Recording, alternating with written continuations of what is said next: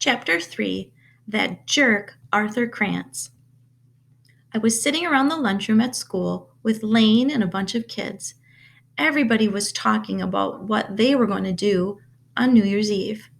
Man, I'm going to party all night, said Spencer Bergeron. We got to watch the ball fall down, right? It's just another night, Ashley King said. I'll be playing video games. I know what I'm going to do, I said.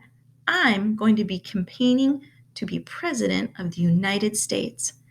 Everybody busted out laughing. Oh, yeah, I'm sure, said Merrick Jorgensen. And I'm going to fly to the moon on a unicycle blindfolded. He's not kidding, Lane chimed in. He's really going to run for president. Somebody at the table turned around to face us. It was Arthur Krantz, president of the Future Lawyers of America Club and just about every other dorky club in school. If anybody looked like he was running for president, it was Arthur Krantz. He even wears a tie to school on days we don't have assembly. When we were younger, all the kids called him Smarty Pants Artie Krantz. Now, of course, we're much more mature. We call him Booger Boy. I don't even want to get into the reason why. Arthur was sitting with some other nerds at what we call the DERF table. That's Fred spelled backward. We used to be friends when I was younger. That was before I figured out what a dweeb he was. He's hated me ever since I told him I didn't want to hang around with him anymore. What do you know about the presidency, Moon? He sneered. A lot, I shot back defensively. Oh, yeah? If the president and the vice president die, who becomes president? That's easy, I said. Chuck Norris. The kids at my table started giggling. Very funny, Moon. If the president and the vice president die, the Speaker of the House becomes president. You should know that. And if the Speaker of the House dies, I said, loud enough for everyone to hear, you go to Radio Shack and buy a new speaker. Oh, big joke, Moon.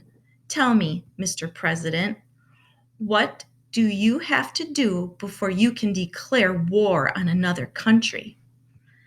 I have to call CNN so they can get a camera crew out there right away. My table was howling. Frank was pounding the table with his fist and tears were streaming down his face. Nothing was funnier than getting Arthur Krantz all steamed up. Arthur didn't give up. What's the Electoral College, Moon? Everybody knows that.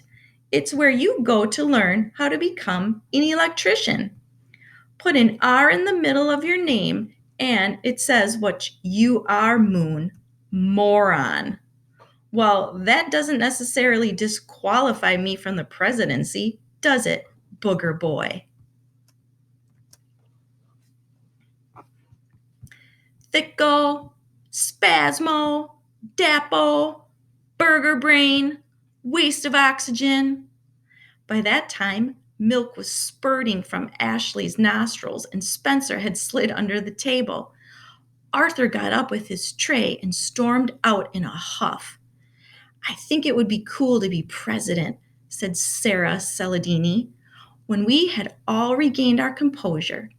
You take limos and helicopters everywhere you go. Doesn't the president have his own plane? Ashley asked. Yeah, Air Force One, said Lane. My family went to Washington last year and we took a tour of the White House, said Sarah. Did you know it has its own barber shop, a tennis court, a bowling alley, and even a movie theater?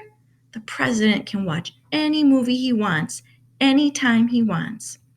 Cosmic, we all agreed. And there are 6 butlers and 3 chefs. So if the president feels like some food in the middle of the night, he just calls somebody and they bring it to him. Totally cosmic. That's not why I want to be president, I said, standing up with my tray. I want to be president so I can bring peace to the world, rescue the environment, and throw out the first ball at baseball games. Adios, amigos. I left them all snickering and throwing napkins in my direction. After school, Lane started putting the campaign wheels in motion. The first thing you have to do to run for president, he found out, is to make a petition with signatures of registered voters on it. In Wisconsin, you need 2,000 signatures to get your name on the ballot. Lane and I went out to the middle of State Street after school and badgered every grown up we saw until they signed the petition. It took a week to get 2,000 signatures. Lane sent the petition to the Division of Elections and didn't tell them how old I am. A week later, I received a letter saying I was on the ballot in Wisconsin.